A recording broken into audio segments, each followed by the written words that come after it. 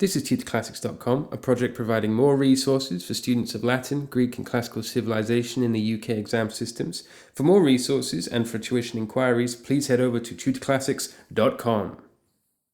Hi everyone, we are looking in depth at the accusative case as part of a series on Latin grammar. We've previously covered how to spot accusatives and its use as the direct object in another video, and then a second video looking at its use with prepositions and to express time how long. So if you want to revise these, please go and check those videos out.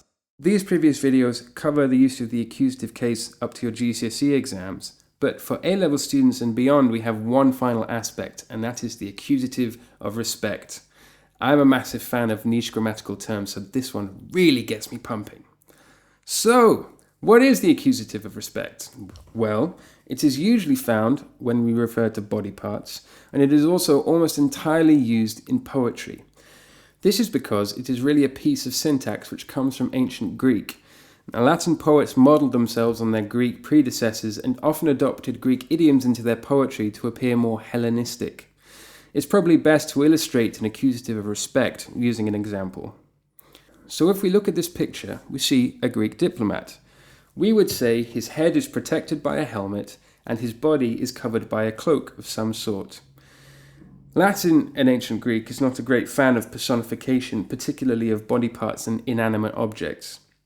And it poses a philosophical question. If I perform an action with my hand, did my hand do it, or did I myself do it by means of my hand? Can a body part be an agent, or must it be an instrument? It's some pretty deep stuff, dude. Anyway, Latin doesn't get bogged down with these things. A body part to them is inanimate and doesn't actually perform verbs. So they would not say his head is protected by a helmet. They would say he is protected in respect to his head by a helmet. Ille suum caput Gallea protegitur. Suum caput is put in the accusative to tell us the limits of the verb, of that protection. His arms aren't protected by the helmet, his fingers are not protected by the helmet, only his head. Likewise, we would not say his body is covered by a cloak in Latin, we would say he is covered in respect to his body by a cloak. Ille suum corpus amictu velatur. The accusative, suum corpus, limits the area of the verb, of the covering. It isn't his face which is covered, it is only his body. Now, how to spot the accusative respect? The ever-important question.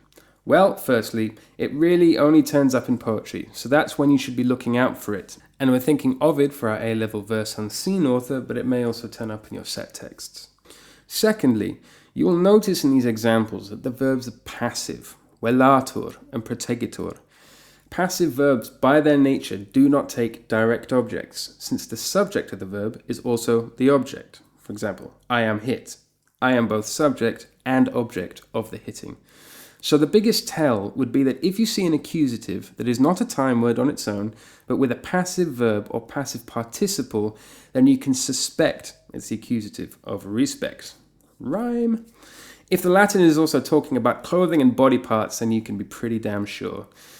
And that's a wrap. Good work, guys. Remember, if you have more questions, are looking for exam-specific resources, or want to inquire about tuition, then subscribe to this channel or head over to tutorclassics.com. Thanks, and see you anon.